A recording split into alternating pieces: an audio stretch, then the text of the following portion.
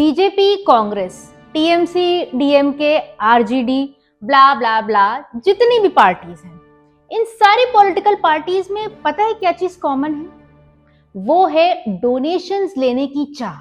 जी हाँ, पार्टीज को जो डोनेशंस मिलते हैं खास तौर से कॉरपोरेट्स के थ्रू, वो डोनेशंस लेने की चाह इन सारी पार्टीज में बराबर की है। और इसी चाह को पूरा करने के लिए इस तरह से कि किसी को भी कुछ पता ना चले और इनका जो वोटर बैंक है वो भी सुरक्षित रहे, इन सारी की सारी पार्टीज ने मिलके बनाया इलेक्टोरल बॉन्ड। और इन सारी पार्टीज को लीड करा हमारी खुद की रूलिंग पार्टी बीजेपी ने। Hello everyone, this is Saumya from Saumya sphere और आज हम समझेंगे कि किस तरह से इन सारी पार्टीज ने, खाली कांग्रेस नहीं, खाली टीएमसी नहीं, खाली बीजेपी नहीं या खाली कोई और एक्सवाईजी पार्टी नहीं, इन सब ने मिलके किस तरह से इलेक्टोरल बॉन्ड नाम का ये लॉ पास किया और 5 से 6 साल इसके अंडर भतेरा पैसा कमाया। अगर आप चाहते हैं कि हम इसी तरह के इंटरेस्टिंग वीडियोस आपके साथ और शेयर करें और डिस्कशंस करें, तो आगे बढ़ने से पहले मैं आपसे रिक्वेस्ट करूंगी कि please do subscribe our channel. तो आप समझते हैं कि ये इलेक्टोरल बॉन्ड्स हैं क्या? अगर बिल्कुल लेमैन लैंग्वेज में समझा जाए तो कोई भी आदमी किसी भी ऑथराइज्ड बैंक में जा सकता है या फिर कोई भी कॉर्पोरेट हाउस, वहां से जाके 1,000 रुपए से लेके 1 करोड़ रुपए तक का ये एक बॉन्ड खरीदा जा सकता है। इस बॉन्ड पे ना ये लिखा होता है कि किसने खरीदा है, इस बॉन्ड पे ना ये लिखा होता है कि किस पार्टी को दिया जा रहा है। सिंपली ये बॉन्ड खरीदा जाता है और उस कॉर्पोरेट हाउस को या उस इंडिविजुअल को जिस भी पार्टी को ये देना है वो जाके ये पार्टी को दे देता है। इसका जो पूरा लेख लिखाव है कि किसने खरीदा, किसको दिया गया, ये सिर्फ और सिर्फ उस ऑथराइज्ड बैंक के पास होता है और ये इंफॉर्मेशन कहीं भी डिस्क्लोज नहीं की जा सकती है। इशू होने के 15 दिन के अंदर अंदर जिस पार्टी को वो बॉन्ड दिया गया है उसे जाके उसे रिडीम करना पड़ता है बैंक में जमा करवा के। अगर 15 दिन के अंदर वो रिडीम नहीं कराया पॉलिटिकल पार्टी ने तो वो एक्सपायर हो जाता है बॉन्ड, और एक्सपायर होने के बाद वो जो अमाउंट है वो दोबारा जिसने खरीदा था इलेक्टोरल बॉन्ड उसको नहीं दिया जाता है। ये पूरा का पूरा 1,000 से 1 करोड़ तक का अमाउंट अपने आप ऑटोमेटिकली ट्रांसफर हो जाता है प्राइम मिनिस्टर रिलीफ फंड में। ये जो पूरा इलेक्टोरल बॉन्ड का ये जो पूरा लॉ पास किया गया, इसको प्रपोज किया बीजेपी ने और सारी पार्टीज ने मिलकर अलोंग विद बीजेपी इसको पास किया गया और इंप्लीमेंट किया 2018 में। 2018 से लेके 2024 तक इसको पूरी तरह से यूज किया गया और इससे बहुत पैसा कमाया गया। ये किया कैसे गया ये अब हम आगे समझते हैं। अब वैसे तो कांग्रेस बीजेपी के हर छोटे से छोटे और बड़े से बड़े काम को अपोज ही करती है, पर ये इलेक्टोरल बॉन्ड एक ऐसा लॉ था जिसपे किसी ने चू भी नहीं करी और बड़ी खुशी खुशी कांग्रेस ने भी बीजेपी का साथ देते हुए इस लॉ को पास करवाया। क्यों पास कराया ये तो आप और हम सभी समझ रहे हैं। जहां पैसे की बात आती है, पार्टी को डोनेशंस मिलने की बात आती है, वहां ये सारी पार्टीज भाई बन जाते हैं। एनीवेज, तो आप कोई भी लॉ पास कर रहे हैं तो उसमें थोड़े से तो कुछ आपको जो है पॉइंटर्स डालने पड़ेंगे। तो यहाँ पे भी एक एलिजिबिलिटी क्राइटेरिया डाला गया कि कौन कौन सी पार्टीज इलेक्टोरल बॉन्ड्स ले सकती हैं, एक्सेप्ट कर सकती हैं। तो एलिजिबिलिटी क्राइटेरिया भी ऐसा रखा जो ऑलमोस्ट हर पार्टी के पास होता ही होता है। कोई भी पॉलिटिकल पार्टी जो रजिस्टर्ड है under section 29A of peoples representative act 1951, वो इसके लिए एलिजिबल होती है। दूसरा क्राइटेरिया है जो भी सबसे रीसेंट जनरल इलेक्शन हुआ हो, चाहे लोकसभा का हो या राज्यसभा का हो, उस स्पेसिफिक इलेक्शन में कम से कम टोटल वोट्स के 1% वोट उस स्पेसिफिक पॉलिटिकल पार्टी को मिले होने चाहिए, सिर्फ 1% वोट। तो कोई भी पार्टी जो ये दोनों क्राइटेरियाज को फुलफिल करती है, जो ऑलमोस्ट हर पार्टी कर ही देती है, वो एलिजिबल होती है इलेक्टोरल बॉन्ड को रिसीव करने के लिए। अब ये इलेक्टोरल बॉन्ड नामक चीज लाई क्यों गई? सब कुछ तो ठीक चल रहा था, तो इसको आने की जरूरत क्या थी? तो ऐसा तर्क रखा इन पार्टियों ने कि ताकि ट्रांसपेरेंसी मेंटेन रहे और फेयर इलेक्शंस हो पाए, इसलिए ये लाया गया है, ताकि किसी को ये पता ना चल पाए कि किसने डोनेशन दिया, किसको डोनेशन दिया, कितना डोनेशन दिया, ताकि किसी भी तरफ से कोई भी बायसनेस ना आ पाए। इसलिए इसको लाना जरूरी है। और क्योंकि बैंक के थ्रू सारे ट्रांजैक्शंस हो रहे हैं तो ब्लैक मनी भी कम हो जाएगा, एक क्लीन मनी का एनवायरनमेंट बनेगा। तो ये तर्क दिए गए थे, पर इनमें से कोई भी तर्क एक्चुअली काम नहीं आया इलेक्टोरल बॉन्ड में। इनफैक्ट चीजें और ज्यादा खराब हुई। वो कैसे हुआ अभी हम आगे समझेंगे। तो पहले ये एक लॉ था, ये मैंडेटरी था कि जब भी किसी पॉलिटिकल पार्टी को कोई भी इंडिविजुअल या कॉर्पोरेट हाउस कोई भी डोनेशन देता था तो उसके रिकॉर्ड्स रखने पड़ते थे पॉलिटिकल पार्टी को, उसे अपनी बैलेंस शीट में दिखाना पड़ता था। इलेक्शन कमीशन ऑफ इंडिया के पास सारे रिकॉर्ड्स जाते थे और कॉर्पोरेट हाउस को भी अपनी बैलेंस शीट में ये दिखाना पड़ता था कि हमने इतना इतना डोनेशन इस पार्टी को दिया है। मतलब कि ये सारी चीजें पब्लिकली हर किसी को अवेलेबल होती थी। लेकिन इलेक्टोरल बॉन्ड आने के बाद ये सारी चीजों का मैंडेशन खत्म कर दिया गया और ये बोला गया कि ना ही पॉलिटिकल पार्टीज को ऐसा कुछ भी डिस्क्लोज करना जरूरी है, ना ही कॉर्पोरेट हाउसेस को कहीं भी ये मेंशन करना जरूरी है कि कितना डोनेशन किसको दिया गया। सिर्फ और सिर्फ बैंक ये रिकॉर्ड्स रखेगा कि बायर कौन था, उसने कितने का इलेक्टोरल बॉन्ड लिया, कौन कौन डिनोमिनेशन का इलेक्टोरल बॉन्ड लिया गया, कब लिया गया, मोड ऑफ पेमेंट क्या था, कौन सी पार्टी को दिया गया, एक्सेट्रा एक्सेट्रा। ये सारी इंफॉर्मेशन सिर्फ और सिर्फ बैंक मेंटेन करेगा जो इलेक्टोरल बॉन्ड दे रहा है इंडिविजुअल को। और इसके अलावा जब पार्टी रिडीम करवाएगी इसको तो सिर्फ और सिर्फ एसबीआई में जाके रिडीम करा सकती है। और एसबीआई को भी ये आदेश दिए गए थे कि वो सारी इंफॉर्मेशन को बहुत ही अच्छे से अपने पास संभाल के रखे और तभी डिस्क्लोज किया जाए अगर कभी कोर्ट ऑर्डर देता है या कोई क्रिमिनल एक्टिविटी आती है। मतलब कि किसी भी सर्कमस्टेंसेस में ये डिस्क्लोज नहीं होने वाला था क्योंकि रूलिंग पार्टी ही ये सारी चीजें कंट्रोल करती है।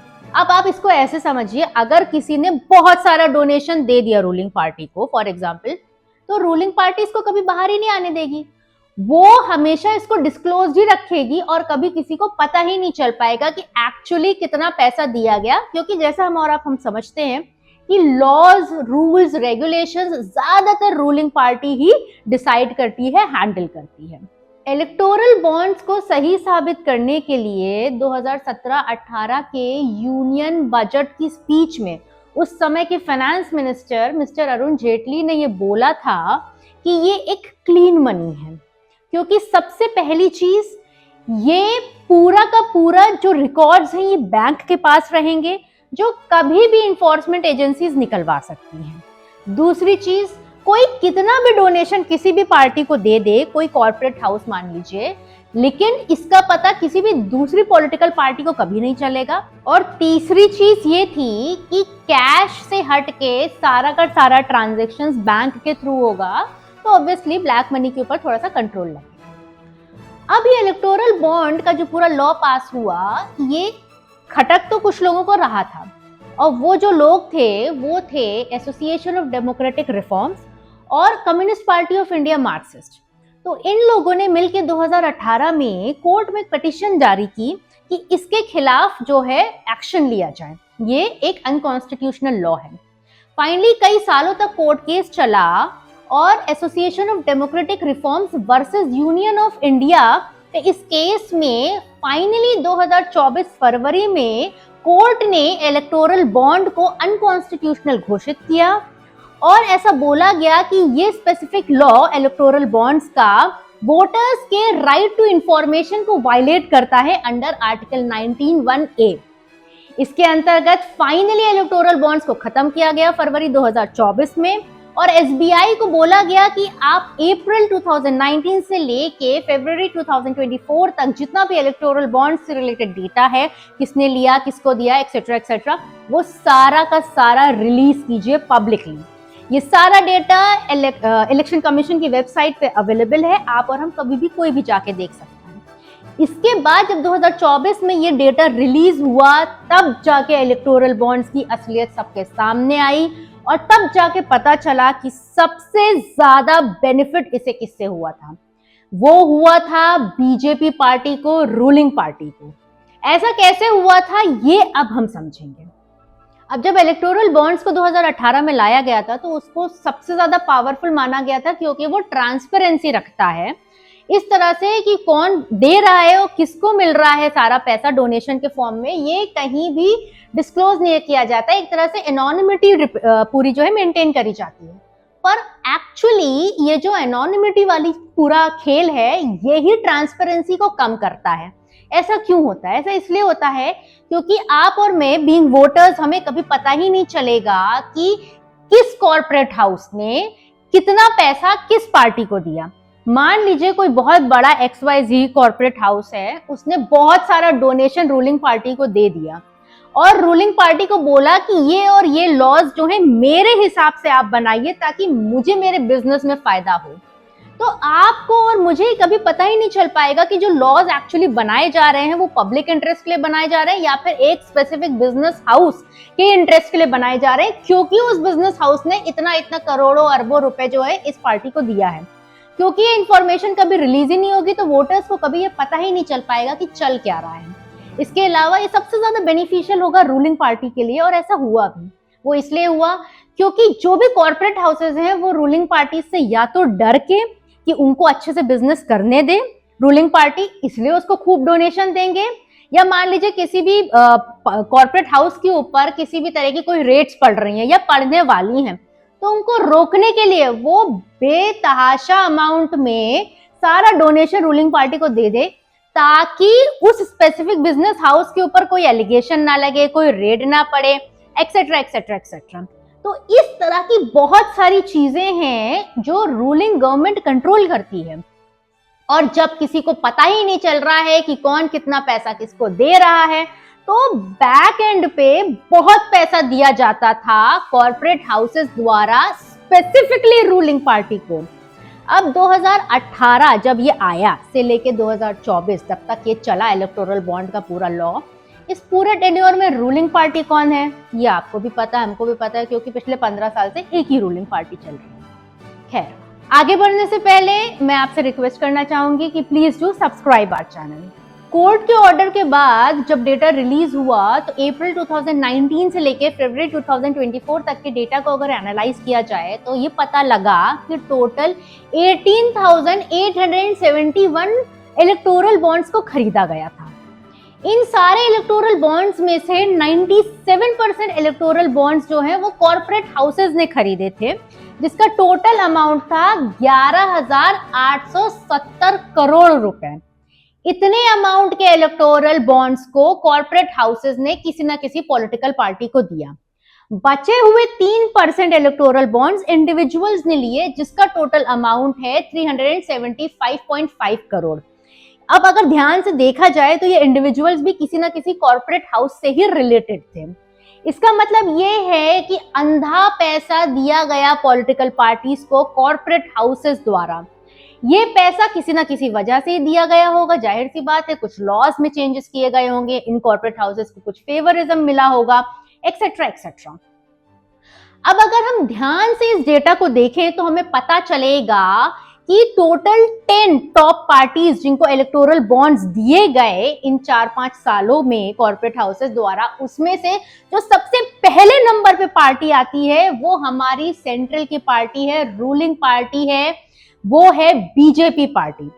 सबसे ज्यादा इलेक्टोरल बॉन्ड्स दिए गए बीजेपी पार्टी को, सेकंड नंबर पे आती है टीएमसी और थर्ड नंबर पे आती है हमारी अपनी कांग्रेस। अगर इसको मनी के एस्पेक्ट में देखा जाए तो बीजेपी को सबसे ज्यादा इलेक्टोरल बॉन्ड्स मिले पूरे 6,060 करोड़ रुपए के। दूसरे नंबर पे टीएमसी को मिले 3,305 करोड़ रुपए और कांग्रेस को मिले 3,146 करोड़ रुपीस।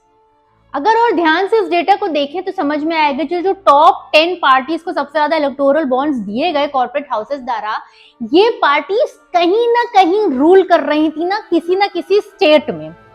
इसका मतलब साफ है कि सबसे ज्यादा फायदा इलेक्टोरल बॉन्ड्स का उठाया रूलिंग पार्टीज ने और सेंट्रल गवर्नमेंट ने जिस पार्टी में रूल किया उसने।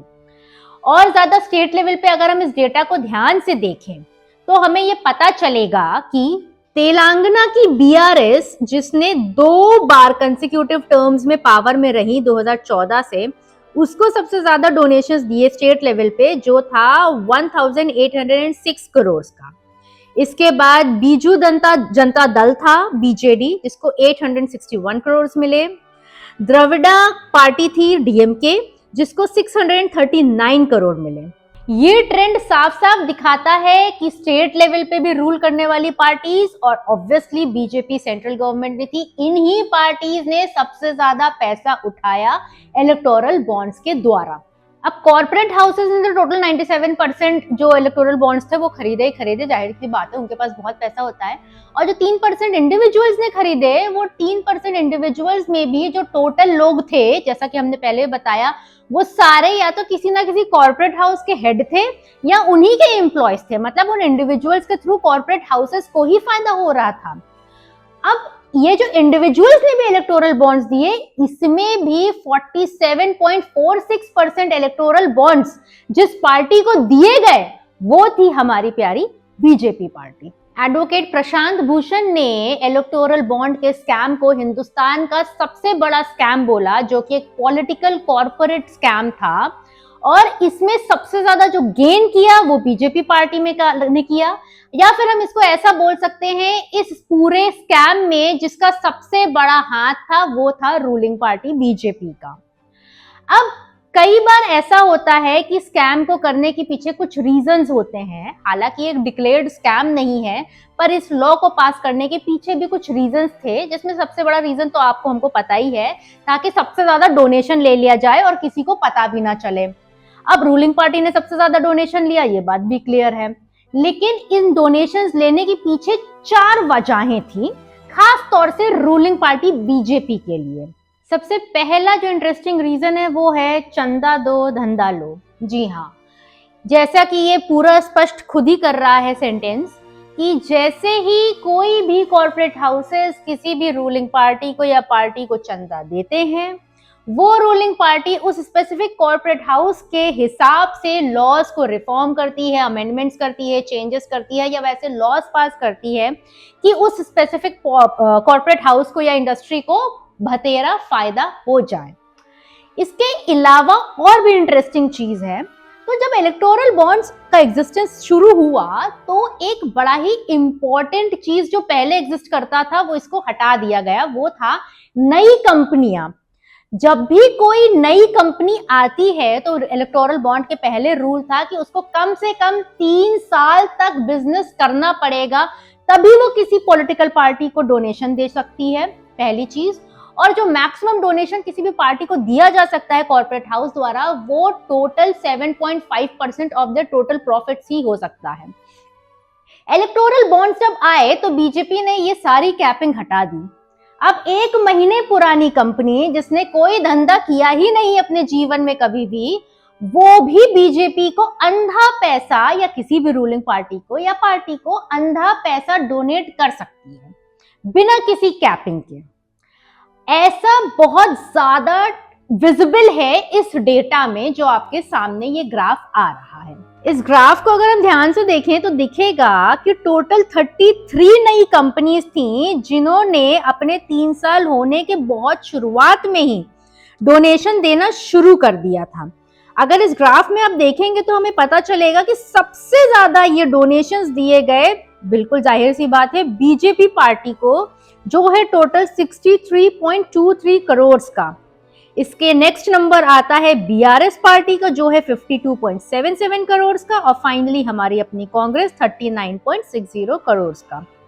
इन सारी नई कंपनीज ने मिला के total 265 crore rupees in parties को दिए इलेक्टोरल बॉन्ड्स के थ्रू।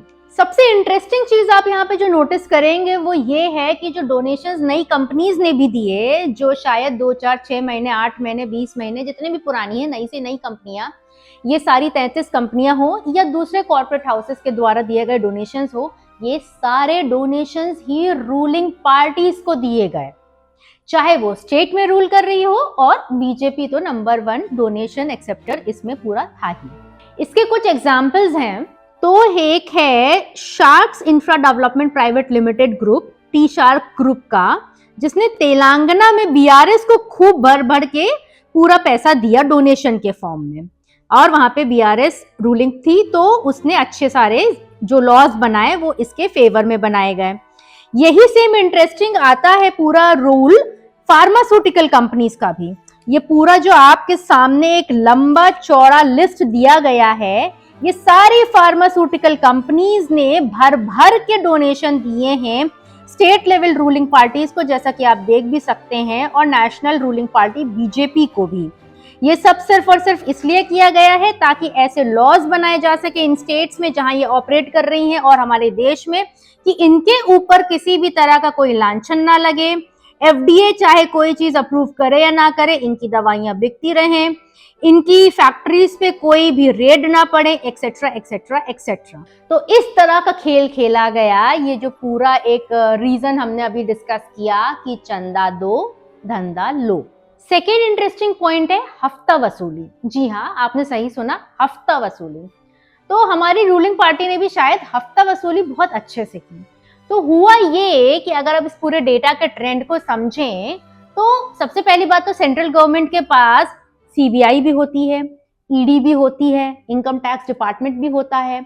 जितनी भी रेट्स वगैरह होती हैं, ये सब कुछ सेंट्रल गवर्नमेंट पूरी तरह से ऑपरेट कर सकती है।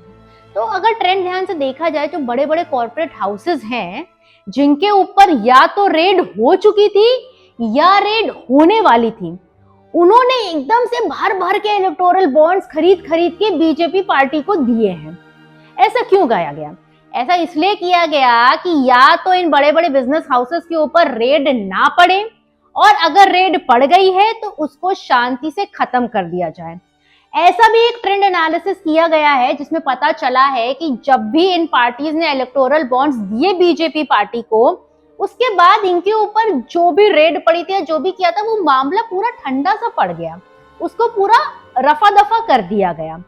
ऐसे कुछ इंटरेस्टिंग नाम हैं future gaming, MEIL, Jalan group, Vedanta group, Haldia energy limited, etcetera etcetera. सिर्फ बीजेपी को ही नहीं, स्टेट लेवल पे भी ऐसा देखा गया है टीएमसी की सरकार द्वारा, कांग्रेस की सरकार द्वारा, कि इन सारे जो भी फार्मास्यूटिकल कंपनीज थी या कोई भी कॉर्पोरेट हाउसेस थे, इनके ऊपर रेड पड़ रही या पड़ने वाली थी, इन्होंने चुपचाप इलेक्टोरल बॉन्ड्स दिए रूलिंग पार्टी को, चाहे वो बीजेपी हो या जो भी स्टेट रूलिंग पार्टी हो, और एकदम से सारी चीजें ठंडी पड़ गई। या तो उनकी रेड को समाप्त कर दिया गया या फिर उनके ऊपर कभी भी कोई रेड पड़ी ही नहीं। तीसरा पॉइंट आता है रिश्वत दो ठेका लो।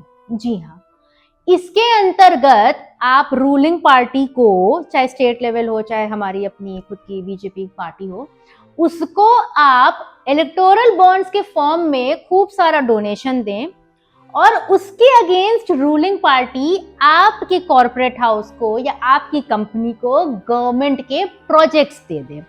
ऐसा अगर आप डेटा को एनालाइज करें तो बहुत ज्यादा एग्जांपल्स आते हैं, जिसमें एक सबसे बड़ा नाम आता है MEIL नामक एक कंपनी का, जो है mega engineering and infrastructure enterprises.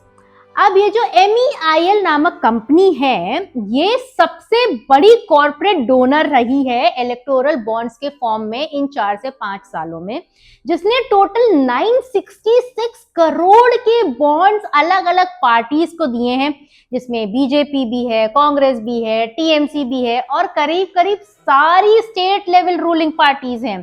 पूरा जम्मू कश्मीर से लेके बिल्कुल नीचे तमिलनाडु तक सारी की सारी पार्टीज हैं। और सबसे इंटरेस्टिंग चीज, 966 करोड़ जो इन्होंने टोटल खर्चा किया इन सारी पार्टीज के ऊपर, उसमें से सबसे ज्यादा किसको गया होगा इलेक्टोरल बॉन्ड्स? जी हाँ, बिल्कुल ठीक आपने समझा, बीजेपी पार्टी को। वो है 586 करोड़ रुपीस के इलेक्टोरल बॉन्ड्स अकेले बीजेपी को दे दिए गए MEIL द्वारा। अब इतना प्यार तो किसी कंपनी को किसी पार्टी से होगा नहीं, बहुत ही जाहिर सी बात है। अगर ध्यान से समझा जाए डेटा को तो ये टाइमलाइन से आप समझ सकते हैं कि किस तरह से कब इलेक्टोरल बॉन्ड दिया गया बीजेपी को या किसी भी स्टेट लेवल पार्टी को, और उसकी अगेंस्ट MEIL के पास किस तरह से गवर्नमेंट के प्रोजेक्ट्स आते गए और आते गए। MEIL हालांकि सबसे बड़ा नाम है, लेकिन ये अकेला नाम नहीं है। इस तरह की कई और कंपनीज हैं जिन्होंने इलेक्टोरल बॉन्ड्स पार्टीज को दिए और कुछ ही दिन में उनके पास गवर्नमेंट प्रोजेक्ट्स आना शुरू हो गए। ये कुछ नाम हैं: Torrent power and Torrent pharmaceuticals, Greenko, RBI infra, Kitex group, etcetera etcetera. ये सभी बहुत बड़े ग्रुप्स हैं और कंपनीज हैं जिन्होंने खूब सारे गवर्नमेंट प्रोजेक्ट्स पे काम किया है या कर रहे हैं। फाइनली जो लास्ट पॉइंट आता है वो है चौथा पॉइंट, जिसका नाम है फर्जी कंपनी। जी हाँ, फर्जी कंपनी मतलब एक ऐसी नकली कंपनी बनाना सिर्फ और सिर्फ इलेक्टोरल बॉन्ड्स देने के लिए। डेटा को एनालाइज अगर किया जाए तो ये पता चलता है कि बहुत सारी ऐसी कंपनीज ने भी इन पार्टीज को इलेक्टोरल बॉन्ड के रूप में पैसा दिया है, डोनेशन दिया है, जो और कोई काम करती ही नहीं है। मतलब उनका इंसेप्शन ही सिर्फ इसलिए किया गया ताकि वो रूलिंग पार्टीज को या फिर स्टेट लेवल पार्टीज को सिर्फ इलेक्टोरल बॉन्ड दे सके। उन्होंने और कभी ना कुछ मैन्युफैक्चर किया, ना कोई सर्विस प्रोवाइड की, ना उनके अंदर एक भी एम्प्लॉय काम करता है, कुछ है ही नहीं। नाम की कंपनी है, एक ही काम किया है, इलेक्टोरल बॉन्ड खरीद के पार्टी को दे दिया गया है। ये है फर्जी कंपनी। अच्छा, यहाँ पे एक बड़ा इंटरेस्टिंग सा केस है। हमने कुछ दिन पहले एक वीडियो बनाया था राहुल गांधी की यंग इंडिया लिमिटेड के नाम पे, जो कंपनी बनाई गई थी एक स्पेसिफिक कंपनी को एक्वायर करने के लिए। अब राहुल गांधी ने तो एक कंपनी बनाई यंग इंडिया लिमिटेड नाम की, ताकि वो पूरा का पूरा एक कंपनी को एक्वायर कर सके। लेकिन बीजेपी जो सबसे बड़ी डोनेशन लेने वाली पार्टी सामने बन के आई है इलेक्टोरल बॉन्ड्स के फॉर्म में, इसने ऐसी कितनी फर्जी कंपनीज के थ्रू डोनेशन दिए होंगे, इसका तो ठीक से ट्रैक ही नहीं है। तो इससे हमें समझ में आया कि पार्टी कोई भी हो, सब एक ही काम करते हैं, सबको ही खूब डोनेशन चाहिए, सबको ही खूब पैसा चाहिए। देश के लिए कौन कितना काम करता है ये तो आप और हम देखते ही हैं। खैर, अब आपको ये चूज करना है बीइंग अ वोटर कि आप कौन सी पार्टी को वोट देना चाहते हैं। आप उस पार्टी को वोट देना चाहते हैं जो हिंदुस्तान को चाइना या पाकिस्तान को बेचने के लिए तैयार हो जाए। आप उस पार्टी को वोट देना चाहते हैं जो हिंदू और मुसलमान की पॉलिटिक्स करे या रिजर्वेशन बेस्ड पॉलिटिक्स करे।